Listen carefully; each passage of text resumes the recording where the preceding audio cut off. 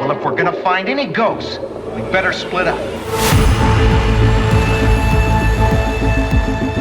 You're listening to Never Split Up, a horror movie podcast.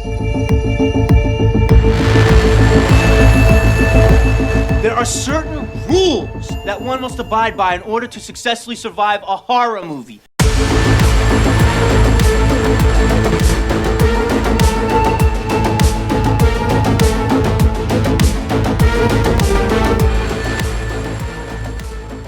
Hello, everyone. Welcome to the Never Split Up podcast. This is episode 42, and we are covering the movie It Follows, released in 2014. I am Nolan, alongside Anthony. How you doing today, Ant? I'm doing good. I hope everyone had a great Halloween season. It flew by way too quick. Yes, indeed it did. We had a busy season. We were pumping out episodes left and right, a lot of biggies, for sure. But now we're pretty well into November. I can't believe we're halfway through November already. But we're trucking along with another, I think, pretty big movie. It Follows. It's got a pretty big following, if you will, no pun intended. But check out our Halloween episodes we did over the last couple months. We did a lot of big episodes. If you missed any, for sure. That was a quick season. It flew by. It always flows by way too fast. Before we know it, it's going to be Christmas. I mean, geez. I know, dude. It's already coming up on Thanksgiving. I can't believe it. But and speaking of time flying, 2014 for It Follows. I feel like yesterday I watched this in the theaters. I can't believe it's been 9 years, coming up on 10 years. We are covering this movie on the heels of the announcement that they are doing a sequel. So I believe, do you remember the director's name? What's his name? It's David Robert Mitchell. Yes. So him and Micah Monroe will be back. That's awesome that she's coming back. Both coming back. That's going to be really cool. I'm interested to see if any of the other cast comes back. I'm sure they're going to get most of the other cast to come back as well. But yeah, that's awesome news. So we figured we had to cover this movie while it's being talked about. So I'm really excited to cover this. We haven't really talked much about this movie, I feel like. I don't know if we saw this together in theaters. We might have, but I'm curious to hear your thoughts and to kind of dive into like what you like about this movie and stuff. It's a pretty unique movie. Do you want to go over real quick? First of all, do you have any announcements? Do you want to cover any of the polls or anything and announce that? So yeah, we posted a poll for our Halloween 1978 episode. That was a huge episode, guys. Thank you for checking that out. If you haven't, it's still Halloween year round over here at Never Split Up, so go check out that episode. But I did win the poll. I chose Lori throwing the knife versus you choosing Linda for her death scene. So I'll get to go first for this movie. And then I'm going to also post a poll. We did a ranking for the franchise with our guest Phil from Filth the Movies. I'm going to post whose ranking do you agree with the most, just for fun. No, we're not going to, it's not going to decide anything, but I'm just curious because all three of us did have very different rankings. So if you guys want different perspectives on the Halloween franchise, make sure you check out that ranking episode too. I think it came out really well. But other than that, I'm ready to get into It Follows. For sure. And thanks again for Phil for stopping by for his rankings. I thought that was a really good discussion. So definitely look out for that poll. And yeah, let's get into it. Let's cover the cast and crew. You talked about the director and Micah Monroe. But do you want to cover that in a quick synopsis real quick? And then we'll just get right into it. Yeah, so like you said, this was this premiered in 2014, but I believe it released wide in theaters so we can see it in 2015. But the premise is a young woman is followed by an unknown supernatural force after a sexual encounter. That's very basic, but it gets a little crazy. And it's directed and written by David Robert Mitchell. Like you said, it stars the wonderful, amazing Micah Monroe, who I think is so underrated. I've always been championing her. I love her so much, and I'm so happy that she's finally starting to get the recognition she deserves. She's like a horror icon. She's been in so many horror movies, and I'm so excited that she's coming back for the sequel. I cannot wait. We have a bunch of other supporting characters, but they're not like any well-known actors, so we'll get into the characters and get into them when we actually get into the nitty-gritty of the movie. But it's her movie, and it's David Robert Mitchell's movie because it's all about the directing in this movie, along with the amazing score by Disaster Piece, which is probably my favorite part of the entire movie is the score. Yeah, for sure. Let's go over our overall thoughts and recommendations. I'll let you go first. Okay. I do love this movie. I really like it. I think that it's unique when it came out. Like, I didn't really know. I don't know if you had the same experience, but I didn't really know. I don't watch anything besides like the typical like horror hype, like that this was the indie movie of the year and check it out. I didn't really watch any trailers. I just kind of like went in blank, and I didn't know what the premise was. And then I'm like, oh, this is very unique premise, like a metaphor for fucking STDs in a horror movie. It's crazy, but I think Micah Monroe knocks it out of the park. I think it might be my favorite David Robert Mitchell movie. He's directed some crazy movies after this, but this is my favorite. And like I said, that score, it kind of has a John Carpenter hint to it, and obviously that's gonna get me right away. It's amazing. I think Heels from the opening scene might be my favorite, but the whole entire movie has a great score. I would say that I personally think the first two acts are stronger than the third act. That's my only nitpick. I don't think it ends on as much of a high as the rest of the movie. But other than that, the dread that's built throughout is just so eerie. You don't know who's following her or who's like with her. It's just the whole. She has to be on edge the entire movie, and I feel for her the entire movie. It's just so clever, the concept. There's a couple scenes that are like seared into my brain that we'll get into, but I really enjoy this one. Beside the third act's a little but other than that, I really enjoy it. I do like the last shot though, how it's left open-ended like that, obviously, because we're gonna be having a sequel. But yeah, I really have a good time with this movie. I love it. So recommend For sure. One of the better indie horrors of the last, I guess, like you said, 10 years. Wow. Yeah. Crazy. Cool. Yeah, I mean, just my overall thoughts. Very similar to you. I do love this movie a lot. It's very interesting. You know, people, you hear the term movie magic a lot. You know, that's a term that's thrown around. I think this is a perfect example of that, because I remember seeing this for the first time and seeing it in theaters. It was hard for me to pinpoint why I liked the movie so much. I knew the score was good and I knew the direction was good, but I don't know about you, but when I go into a new movie, especially an original IP that isn't part of a franchise, I kind of just sit back and I just enjoy it. I don't really pick it apart analytically other than like the obvious stuff. No. I just enjoy it as a casual lover of horror. It's not until I do rewatches that I really like analyze the movie more. So I remember seeing it for the first time and I was like, wow, that movie was really, really well done, but I couldn't really figure out why. I mean, the acting, Micah Monroe, is awesome. The premise was cool. But then the more I watched this over and over, I realized like how awesome the direction was. And just, like I said, movie magic. There's just, when certain movies come together, like the set pieces and the costume design and the acting and the direction, it kind of all just meshes so well. And it just creates just a beautiful film. And I think that's the case here. We're going to get into it, what we like, and I definitely don't think it's a perfect movie. You mentioned you don't like the third act. I wouldn't go that far to say didn't like it, but I actually also have in my notes that there is some pacing issue, especially in the third act, that I think hinders this movie a bit. So we're probably talking about similar things, but we'll wait until we get to that. I mentioned the set pieces. I love the set pieces in these movies. They're very memorable. The premise is awesome. I love the premise so much. It's very Carpenter-esque. It's very Halloween-esque how it is always present in the movie, because the whole concept is it is always closer. It's always getting closer. No matter how far away it is, it's not further away than it was 2 seconds ago. So that just fucks with you.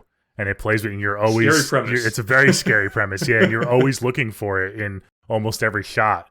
And, cause there's most of the movie, it's really not in the movie, but you feel it in the whole movie. And that's why I say it's kind of very Halloween-esque in a way. So, yeah, I definitely recommend this movie. I think it's a cool movie. It does everything it does well. It doesn't try to be something it's not. It's very tight. It has a smaller cast. It stays within its limits. This is definitely, you could tell it's more of an indie movie. It's not like a big budget horror movie for sure. Doesn't do anything super crazy with CGI or blood and gore, but it still has that creepy, eerie element. I love it. Yeah, I love it so much. I loved it since the first time I saw it, and I still love it even after all my... I've probably seen this movie a dozen times by now. I love it every time. Right. So, recommend for me. Yeah, like what you said about you're always like looking for it. I think that's a great tool that the director did for the audience to keep us on edge, because every scene we're like, oh, where is it? Where is it? We're looking in the background behind her, like behind Jay, like, oh, is it gonna get close to her? I think that's a really when you know he did a really good job, and he did exactly what he wanted to do. He accomplished it. I love that. Well, yeah, exactly, and it's built into the whole premise of the movie, Yep. so it's just baked in so awesomely. So I think it's a really cool movie and a really cool premise. It's a clever movie, dude. Yeah. The more you think about it, it's so clever. Yeah. All right, cool. So 2 recommends from us. So Yes. this should be fun. We'll just kind of go through it. Like I said, it's a pretty tight movie. We don't have to like talk too much about story and stuff because it's pretty straightforward. You follow these cast of characters. You have Jay and her sister Kelly. You have the friend Paul and Yara, and you have the neighbor Greg, and that's pretty much it. That's like your main cast, and we follow them throughout the movie. But let's start off with that opening kill. This is one of my favorite opening sequences in the last, I would say, 20 years. It's so effective and it's so cool. How do you like that? We just talked about in our opinions when I said about how I don't think it ends on a high note, but it fucking starts with a bang. It starts with a bang. I love it so much. It's so smart because all we're seeing is this girl Annie like run. We don't even know what's chasing. We don't even know what we don't know anything. Mm-hmm. We just know that she's terrified of something. She's like, Dad, it's okay. And she's running. And then you just cut to black and then you see her body on that beach. I'm like, you're like, what the fuck is going on? It's so well done. That score, that track is Heels. It gives me chills every time. It's so damn good. I'm in love with this opening scene. I don't think it could have been any. I don't even know how it could be more better directed than it was. It was perfectly executed. I think he did a great job with this opening scene. It's so cool because, like you said, you don't know what's going on. You never see it in this opening sequence. No. It's totally, you're totally blind to it. And her movements, her going out onto the street, like backpedaling, she's in heels. You're like, what the fuck is going on? Her heels. She's circling around like to her car. You realize after you get into the movie what she was doing, but you don't know what she was doing until you figure out the premise. But you don't know the premise right away, so that's why it's so smart. Yeah, I love it so much. It's like, oh, that's why she was like luring it outside just to loop back around to get her car keys. It's so cool. It almost looks like the first time watch that she's having like a psychotic break, but you obviously now when you watch the whole movie, you know, you're like, oh fucking shit, you know what's happening. Yes, it's just so. It goes from that, and once you know what's happening, it's also so cool because it really is, especially when you do a rewatch, it really encapsulates what this thing is. It's easy to get away from in the short term because you see her like pretty much toying with it, luring it outside and then circling around. But in the end, it's going to get you. It's always going to get you eventually. And it's so beautifully done in this opening scene. And like you said, the music, the score is so cool. I have it in my notes. I mean, so fucking cool. I love it so much. Yeah. So eerie. I think I agree with you. It's one of the best opening scenes of the last, decade, at least I would say, in a horror movie. It's so damn good. So good. Mm-hmm.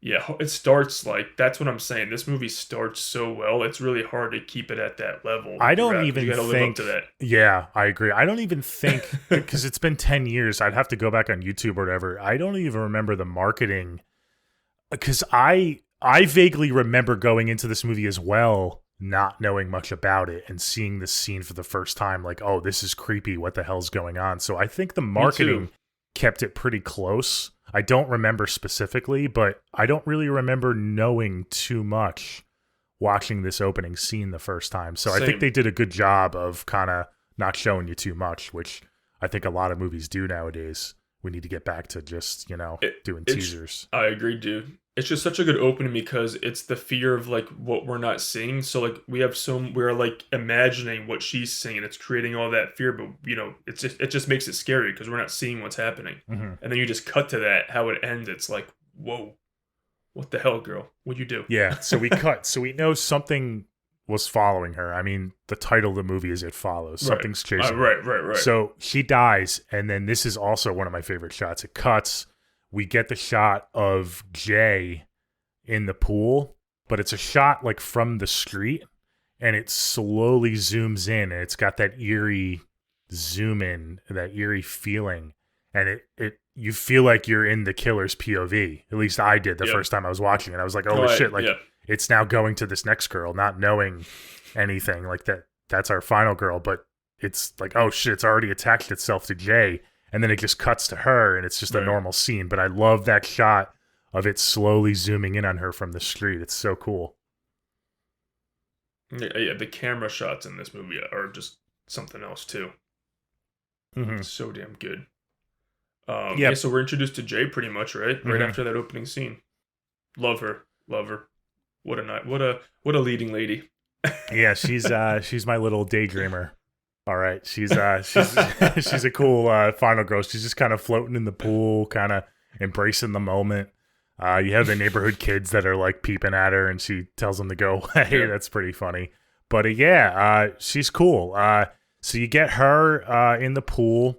Very artsy, very, the director was just having fun with some of those shots. But it works. It works. It doesn't drag or anything. I think it works for this movie. Doesn't take you out of the movie either. No, not at all. It kind of sucks you in a way, for sure. Yeah, exactly. But we get introduced to her, and then we get introduced pretty much to the other characters. We get the living room scene where they're all kind of hanging out watching TV. And I wanted to talk about like the weird technology in this movie, and I know it was intentional by the director. Right. So you got, tech that feels like it's from the 60s or the 70s, the TV with the black and white. You got the weird seashell Kindle that the sister has. She's reading a book from the seashell. So you're kind of thrown off. And I remember seeing this in theaters, seeing all this, and I'm like, when does this movie take place? But it wasn't until after the fact that I realized that it was definitely intentional by the director. He made his comments on that he did that on purpose to kind of throw us for a loop. And I forget what his exact... It makes the movie feel timeless too, I feel like it makes the movie feel timeless. Like it can take place really whenever you want it to. Mm-hmm.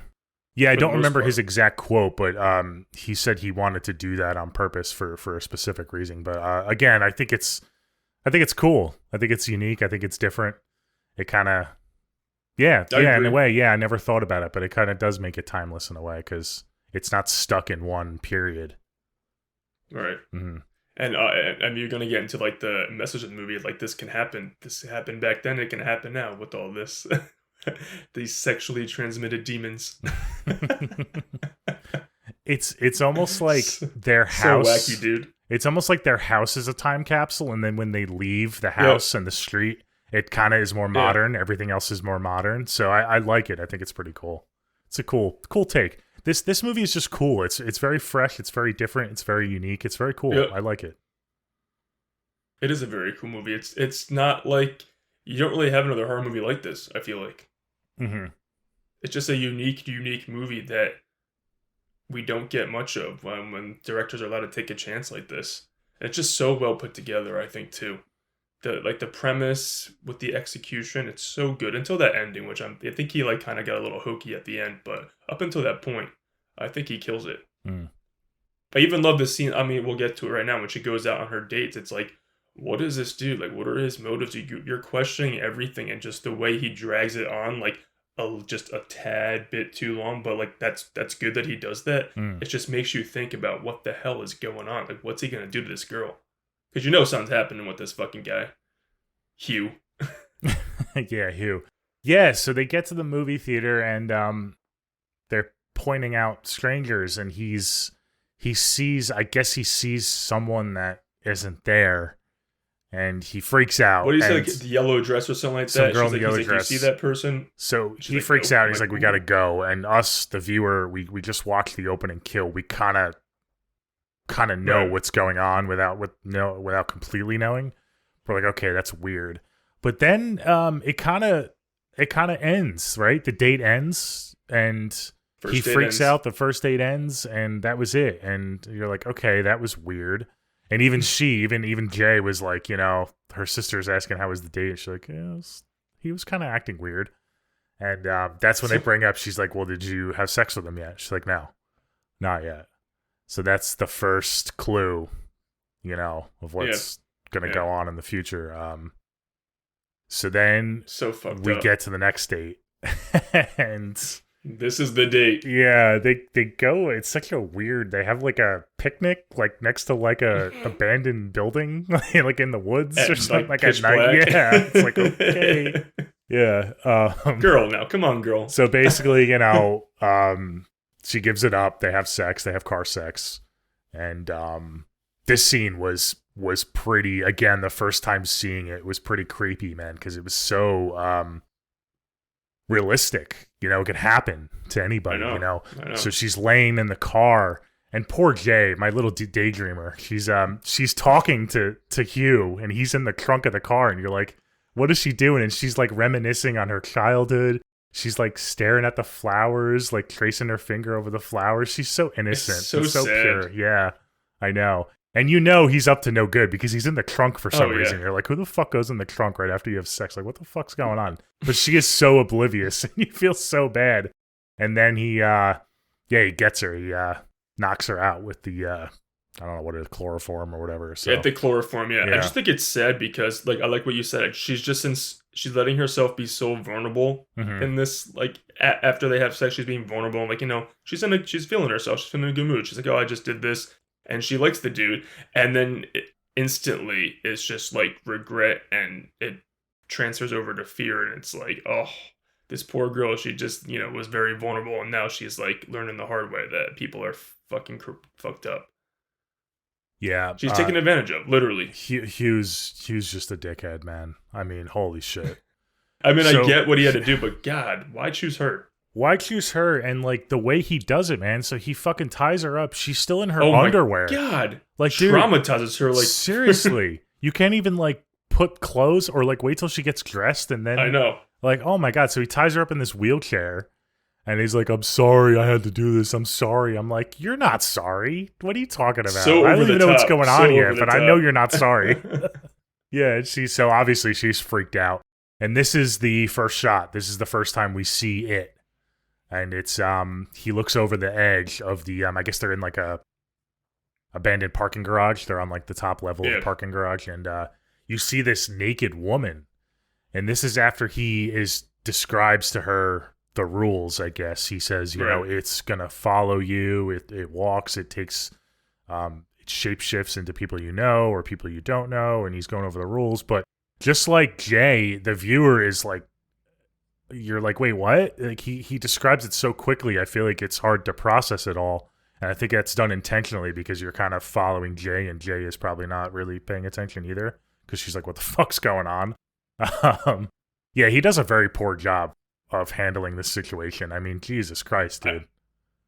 I will say he's such an asshole, but the shots of him like fucking rolling her around are so uneasy when he's like so aggressive with the wheelchair. It makes me so like I feel so bad for it, but it's so well done. It makes the audience feel so uneasy. Definitely succeeded in that. Mm-hmm. It's like, do you see it? Do you see it yet? I don't know, just the way he does it. I'm like, this is so messed up. Mm-hmm.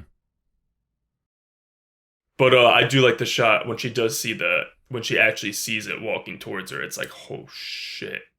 Yeah, she's instantly like, well, she sees this naked woman just walking towards it with a blank expression. I mean, I don't know how I would react, but she freaks the fuck out. Her acting in this scene is cool, like her facial acting. She doesn't know what the fuck's going on. So he wheels her away, and then it cuts back to the house, I think, and they're waiting outside, and fucking Hugh, man, holy shit. He just fucking throws her on the street and just fucking leaves her, and he's like, remember, don't let it catch you. Scene. Yeah, and he fucking flees the scene. Oh my God, poor girl. Poor and Jay. You know the only reason he's like, you don't, like, he's so urgent and wants her to pass it on, because if she doesn't pass it on and gets killed, it's going back to him. So he just has no sympathy for this girl, what he just said. He's this most selfish prick. Mm-hmm. He just doesn't want it to come back to him. Oh. Yeah. He pisses me off. I know. One of the scenes that doesn't sit right with me is when they do go back to Hugh. I forget his real name in the movie. And they just like sit with him in his backyard, and they're just like totally fine with him. I'm like, fuck this guy. Like, I know you need him to, but like they were so okay with it. I was like, this is kind of weird. Like, this guy's a fucking asshole. Fuck this guy. Yeah. Yeah, he's living under a whole false identity. It's a weird dynamic because you want him to die, but you know that Jay has to die in order for him to die. So you don't want him to die. It's the director. I would have maybe just killed him on the side. I would have just killed him on the side. Kill him yourself. Yeah. Yeah. Sorry, dude. Yeah. But anyway, so we get to one of the more, I think, the more memorable scenes when she's in school. And the old woman. So cool. I just want to say, well, first of all, the directing, I think that's why this is one of the more memorable set pieces. The 360, views where he's just slowly going around the room 360 and you see her out the window and she's getting closer and closer. So cool. But we were talking about the premise. It's so effective because now it's an old woman, right? Like, in what other scenario would like an old woman just walking be so fucking creepy than in this movie? It's able to change shape into like these different non-threatening humanoids, if you will, but it's still, you can still sense its power level because of that opening scene. Again, that visceral scene where she's bent backwards on the beach. You know that what this thing is capable of. So even seeing an old woman like scares the shit out of you. It's so effective. I love it so much. I love the shot of her walking down the school hallway. That's so freaking good. And like Jay's like just keeps looking back. She's like, oh shit. I'm like, run, girl, run. You can escape for now. Yeah. So well done. And I love that. Then I think the next sequence is when pretty much she's like, a little paranoid. So her friends stay over. Is this when they stay over and then she ends up pretty seeing, much. Yeah. I also love when someone like smashes the window and Paul doesn't see anybody, but then Jay sees that like urinating like half naked woman. I'm like, oh, this is fucking creepy. Oh, again, so talk about she runs up the stairs. Facial acting, because you don't. I know. It's close in on Jay's face when she turns the corner and she has that look of being horrified. And it's right in front of her, and then it cuts and you see it walking towards her. Oh. The next scene is my favorite acting from Micah in the entire movie, when she actually gets in the bedroom, then behind the girl, the tall man comes, and her her fear on her face when she screams. I'm like, that's real. I don't know if that was like someone must have scared her on set, because that feels so real. I love that shot, dude, with the tall man. This is iconic. This is like the height of the movie in terms of fear for me. I know. It's in the house. She goes upstairs, which, if you're listening to Hugh, why are you doing that, girl? He's like, you always need a second exit. So you think she's trapped in this room with one exit. It turns out that she's able to climb out the window, whatever. And maybe she knew that. Maybe I give her less credit than maybe she knew that was like always going to be her escape. I'm not sure, but I give her a pass. Him just appearing behind the sister. And like dipping his head so underneath creepy. Oh man, it is so creepy. Yeah, and it's so smart that he goes behind the sister. I don't know why it just adds to it, because she doesn't know. Like no one else knows there's something there. Well, we don't know. It just makes it. We don't know. We don't know what's going to happen. Does it pass through her? Is it going to kill her? So that's what makes it so. Yeah. It's. All I know is that shot. When the first time I saw it, I'm like, oh, I fucking love this movie. Oh yeah, it's so good. Man walk down the hallway. It's so damn good. But she does think. I know she does think quick, because she hops out that window and she flees on a bike right away. She's like, fuck you guys, I'm going. She doesn't give a shit. She's pretty capable. Final girl. I mean, going back real quick, even to the school. I mean, she books it out of that classroom before the old woman even gets close, like inside the building. A lot of people maybe would have waited until it got like in the room with her before they freaked out, but she got freaked out, rightfully so, right away. So, Hugh's an asshole, but I think he did prepare her in a way by traumatizing her in that building. Well, And I like when what's the guy's name? Greg. He's the one who ends up helping them find the real Hugh. I forget. I think his real name might be Jeff or whatever. Yeah. But I like that he pretty much almost reiterates that like the only option for you to get rid of this is to sleep with someone else. But I think it's also, I like how he tells her, I mean, he's an asshole, but he does recommend, he's like, you should go to like a distant location, a secluded spot, just to have some time to think about who you want to choose and buy some time. So it's like he's an asshole for what he did, but after that fact, he is giving her like pretty good advice. Again, not for her safety, but because he doesn't want to come back to him. But Yeah. everything he's saying, it's like what we're telling her as the audience. You're like, fucking get this shit done, girl. Yeah. So I will give him that. Mm-hmm. Yeah, it's but cool. I do like the lake house scene too. I remember at this point in the movie, by the time they get to the lake house and stuff, I'm thinking about the premise so much. I remember even being in the theater, I'm saying, okay, what would I do? Would I drive out of state to buy myself time? Would I try to kill it? Like, it's such a cool premise, and I've seen on the internet, there's different like theories on what to do to escape this thing. Would you live with it? Would you pass it on? Would you not pass it on? It's such a cool baked-in premise that just you would pass it on. Get away from me! Get away from me, please. I don't know, dude. I don't think I would, because then you're always gonna be running. But at least I know it's on me. So, like, if I pass it on, I don't know if it's on me or not. Like that person died and they're coming back to you. Exactly. Yeah, that's true. I even still, I would still be paranoid either way. At least I would know. I would have like a game plan. Right. I don't know, and then I wouldn't feel guilty about killing somebody else. It's almost like a lose-lose situation. Like, she's screwed. Yeah, you're fucked. Screwed. I know. But I like at the lakefront when something happens again, her friends and her sister, they actually see it, so they know that this is when they actually like, okay, this is actually happening. They actually see her getting attacked. Exactly. They see signs of it. I mean, what's his name gets swatted away. They don't see it, but they feel it, I would say. They see that the door gets busted in, so they know something is there. They don't physically see it, obviously. And when her hair's grabbed, they see it too. They're like, okay, there's an entity here. Yeah, that's a creepy scene too. I know. It's so, the whole scene when they get to the lake house, it's really well done. Again, but this to me is the height of the movie. Mm-hmm. Actually, no, I think Greg's death might be the height of the movie. That sequence. This whole second act is really good. It's starting from the tall man all the way through to Greg's death. Is so good. So good, dude. Yeah. But she ends up fleeing again and crashing Greg's car. But then I think she breaks her arm and she wakes up in a hospital or something. But she does have sex with good old Greg to buy herself some extra time, I guess.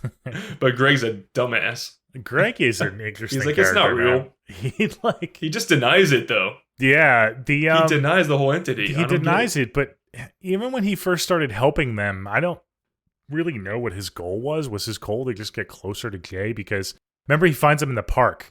And they really don't even explain what's going on. And he's like, all right, let me get my car. I'm going to help you. It's like, wait, what? Where's this guy coming from? I think he's a funny character. Poor Greg, though. He pretty much gets it right away. Like that first night. They're like, you haven't seen it yet? He's like, no, I haven't seen it yet. That must mean it's not true. Like, okay, dude. It just makes it so weird too that it's like in the form of like his mother and she's like half naked and then she attacks and kills him. It's so good too. So good, dude. It's so good. This is a good scene too because it kind of adds a little to the you know me, I'm a villain guy. It kind of adds a little layer to what's going on because you see Jay walks in on it and you see her like, oh yeah, she's almost like dry humping him, and then there's like this gooey mess. You don't really know what's going on, but it's like, is it draining his life? And he's all gray. He's already dead, but it's like kind of like humping him in a way. And it's like, okay, so I know. Like, what is it doing here? But it doesn't explain anything. I like that. It kind of just leaves you with it.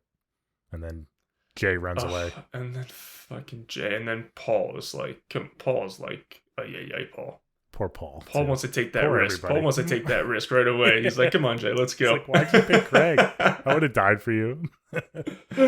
So Paul, lovesick. Mm-hmm.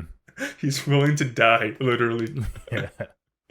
So this is... I like how she refuses. That's a good final... Like you said, that's your quality, what you said. She refuses to give it to Paul. She cares about him, obviously. Yeah, they have that quick scene where Paul's like, I like you too. I would have done it. And that's what you're talking about. And he's like, why did you pick Greg? And I think she was pretty honest with him there. She was just like, I thought that he would live. Like, I thought he would do a better job of, and he didn't seem scared. So I kind of just did it. I think she did it to have someone believe her. I think that was the driving force, really. she wanted someone in the group to also see it to kind of confirm her. But she also did it because Greg is this, he's the neighbor. He's kind of like an alpha male in a way, compared to Paul. And she just felt like he could handle the situation better. And I think that I like that in my final girl. She was just honest with Paul and didn't try to be anything she wasn't in that scene. But this is where I have issues. So right after Greg's death is really where it gets kind of, the pacing is kind of off for me. So you don't like the entire ending? Effort.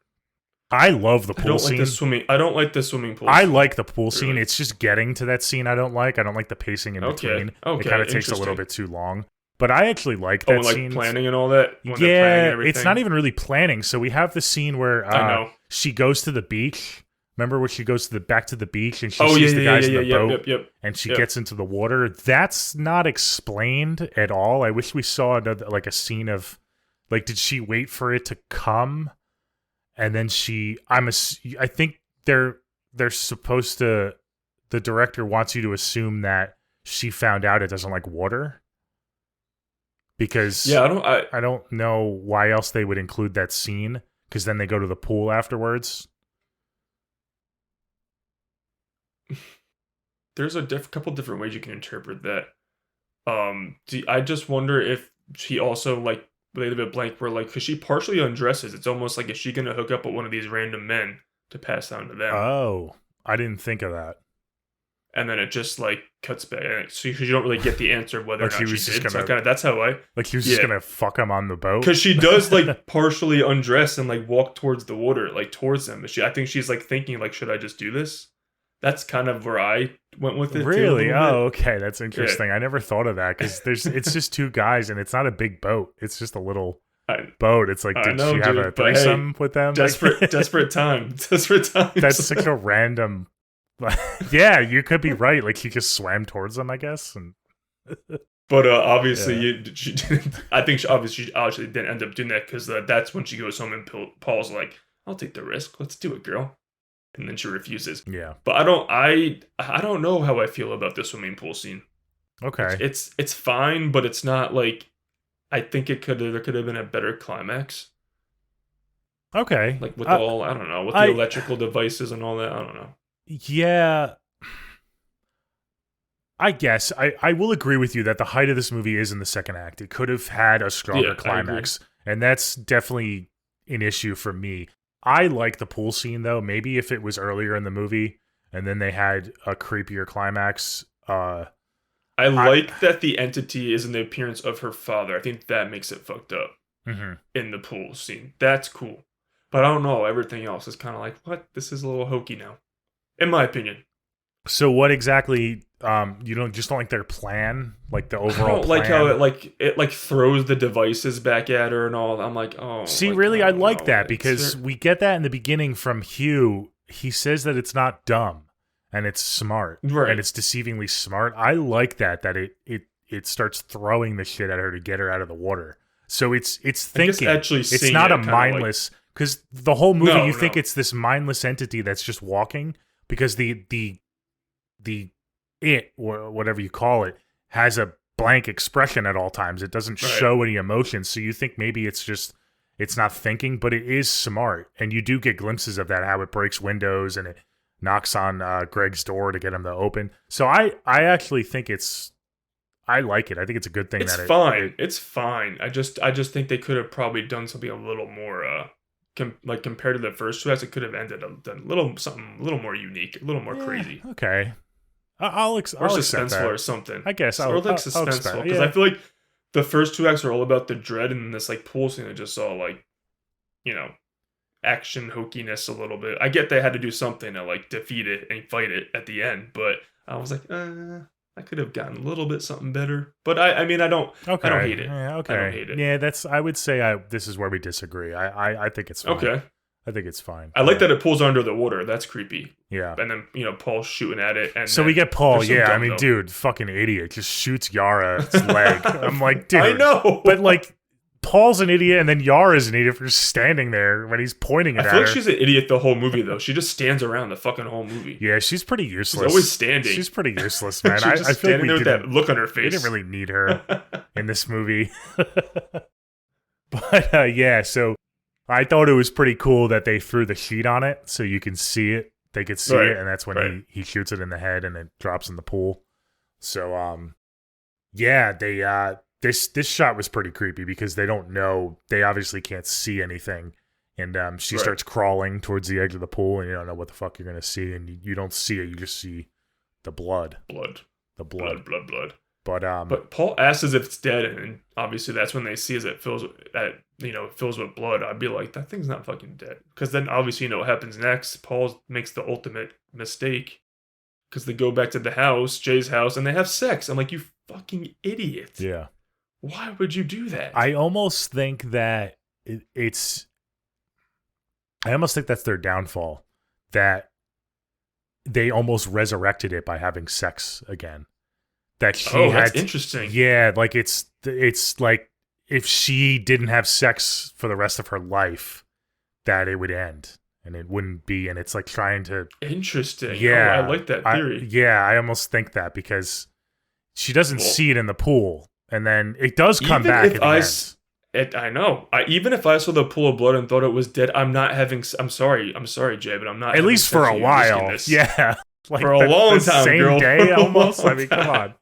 Yeah. No, instantly when they go back to the house. Yeah. I'm like, what? But I love the shot when you just see him driving through town, passing the prostitutes instead of passing on. Well, Paul, dude. To your point with passing it on, I mean, that's your best bet. You have to go to a hooker and just assume that they're going to have more sex than anyone else. A lot of sex. So every time it gets back to them, they'll just have sex before it gets to them. So you have to hope that it'll get back to you. Yeah, exactly. But yeah. But I do love the final shot of this movie. Like, I know the climax, it doesn't suit me, but that final shot of them walking down the street and it's not focused, but a figure's just walking behind them. Mm-hmm. God, that's a perfect way to end this movie. It's the only way to end the movie. Mm-hmm. So damn good. So good. I don't know. I love that last shot. But yeah, Paul's a dumbass. So what do you think? Do you think it can be hurt and killed? I think it leaves it open enough. I think it's pretty interesting because there was a couple times in the movie where bullets, even on the beach scene when they shot it, it dropped, but then it got right back up, but it slowed it down. So things do affect it. I think you said the correct phrase. I think it can be slowed down. Okay. I don't know if it can ever be defeated. If you're gonna go into the whole like fucking message of the movie, because like obviously diseases can be slowed down, but can they ever really, when it's this kind of, can they ever fully be, vanished away from you? I don't know. So it's kind of like when you go to that, intertwine it with the message, it can be slowed down, but it's coming. Yeah, it's coming. I kind of feel the same way about it. I think it's pretty cool to kind of examine like almost its power level in a sense. I love overanalyzing things, and I that's why one of the reasons I like this movie. It kind of gives you little hints, but it doesn't really give you enough. I hope with the sequel they don't go overboard. Yeah, what do you want from the sequel? Yeah, I really hope they don't go overboard. It's tough because I like backstory eventually with my villains, but I like it as is. That's tough. I guess it really depends on the execution. It's fascinating. I love that she's coming back, but I'm just fascinated at I don't know what they're going to do with the story. I don't know. Is it going to be 10 years later? It's going to come back after her. It's going to come back. Obviously, it's coming back after her. So is Paul going to be in it? Yeah. Paul's done. Is Paul the opening scene? I don't know. You don't know what's happening. But because I don't even know. I asked you what you wanted, but I don't even know what I want. Neither do I. That's what's crazy to me. Yeah. I'm happy we're getting one. We'll have to wait until we get news and trailers. I want to see if it takes place 10 years later. I'm assuming it is because, the actor's Michael Monroe's 10 years older. So I wouldn't have wanted one without her, by the way, because I think she's the good protagonist for this. I want to follow her more. I wouldn't want to just start a new girl or something. Yeah, me too. I don't think it would have been. I hope they don't kill connected to her in the first. I don't want her. I don't want her to. I want her to be the star of the movie again. Yeah, me too. But I really don't know what they're gonna do with the sequel. That's why I'm fascinated by the announcement. I'm assuming they're gonna get into. I mean, Jay's gonna be more of a fighter, and she's gonna try to figure out how to defeat it. in the sequel. I'm assuming that's what. Maybe they're gonna do like a fucking Laurie Strode, and how it's like 10 years later, and she's been studying. Yeah, she's been studying for 10 years, and just in case it comes back, they might. I've do been that waiting angle. for it. I've been waiting for it. It's been waiting for me. I have my toaster and bathtub ready. Yeah. Yeah, I'm excited though. I'm happy that I was not expecting that announcement at all. That's crazy. I know. Like out of nowhere. So cool. I'm so excited. But I'm excited. Yeah. Okay. It's just a different movie. That's why it's special to us, I think. And we said that a lot. It's just a unique movie, which makes it great. Yeah. I agree. Yeah. Okay, cool. So we will get into our, what do? We kind of just did overall thoughts. Yeah, we'll do never split up moments. We'll go that. So you won the poll, so you get to go first. And then we'll get into our scores afterwards. Mine's simple and basic. It's the fact that Paul has sex with Jay. That's my never split up. It's just, dude. I just can't. There's a lot of never split up, but that's just like poor decision making on both of their parts, really. But mostly Paul. Like, you dumbass. He even asked her after that. He's like, "Is it dead?" And like, there's no confirmation. You see some blood, but there's no confirmation. It's dead. It's gone. He just has sex with her right away. I'm sorry, Paul. You're a dummy. Dummy, dumb. So Paul and Jay have sex. That's my never split up. Okay. Yeah, I'm going to go with the other, I think, pretty obvious one. I'm going to go with Greg. Greg's whole death sequence, him just being so nonchalant. After witnessing the whole beach scene, going through all of that, realizing that this is something serious, and all of a sudden he has sex with Jay. It's almost like he just wanted to have sex with her, and he's like, "Oh yeah, now we're all good. I haven't seen anything." Both of them. He doesn't even hang out with him anymore. Like it's almost like a couple days has gone past, and he goes to like check on him, and it's like, wait a minute, I thought you were part of the group.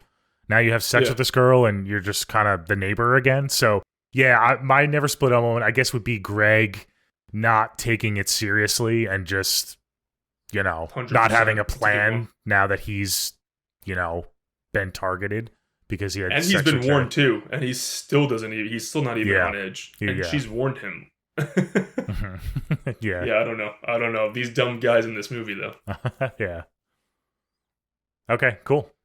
Those are the two moments. Let's get to our scores. I'll let you pick who goes first. I'll go first. Cool. Great movie, one of the better ones of the 2010s, one of the most unique ones of the 2010s. I think it suffers a bit in the third act, but overall, I think it really gets by on its premise. I think you really don't get any better than a story, like unique concept like this. So the premise, the acting, the directing, and I can't emphasize enough how much I love this score and the way the movie's shot. I think it really elevates it to another level. I'm going to give it an 8.3. Cool. Very solid score. Yeah, I'm going to give this a good score as well. I really love this movie. I think it's shot beautifully. Like you said, the score. I remember seeing this for the first time in theaters and just being so refreshed. It's not quite a slasher, but it's got those slasher vibes, like the classic, 70s vibes. Like I've mentioned, not Halloween 78. It takes its time with the direction. It's a simple plot, but it's a really cool premise. It's a really unique villain, if you want to call it. I'm a villain guy. I'm excited for the sequel to see if they explore that more. But I'm going to give this movie an 8.8. Okay, cool. Just shy of an all-timer, I guess all-timer range, but really fucking great movie. I love this movie. And Micah Monroe, man, one of the coolest working actresses, especially in horror. I'm really glad she's starting to get recognition as well these last couple of years. She's Scream really Queen. Cool. This was one of her first movies. Was this like her first breakout movie? This was the first time I saw her. Yeah. Same. Okay. I know she's been in other stuff, but I really connected with her in this movie, and I actually started following her career after this movie. Yes. So that's what made me fall in love with her. Mm-hmm. Okay, cool. So, 2 good scores. I hope you guys enjoyed this episode. Any final thoughts on anything we talked about? No, I just hope you guys enjoy this episode and check out, the backlog of episodes if you haven't yet. And let us know what you want from They Follow. I love the title too, by the way. Yeah, that opens the door. Is it gonna be different now? Is there gonna be multiple entities? Yeah, so many different possibilities. I'm excited. But yeah, guys, I had a lot of fun with this. Anthony, check out all of our past episodes the last couple months. I thought we did a really good job with those. A lot of all-timers we covered. Yeah, we are taking another week break, so we'll see you guys in 2 weeks again. And yes, happy Thanksgiving, everybody. Happy Thanksgiving. Yeah, our next episode won't release until I think right after Thanksgiving. I can't believe it's so close already. But until then, keep an eye out for the poll. We're going to post that on our social medias at neversplituppod on Twitter /X and Instagram at neversplituppod. We'll post that. Usually we post them on the weekends, so look out for that. And yeah, until next time, I'm Nolan, that's Anthony, and we'll see you guys later. Bye.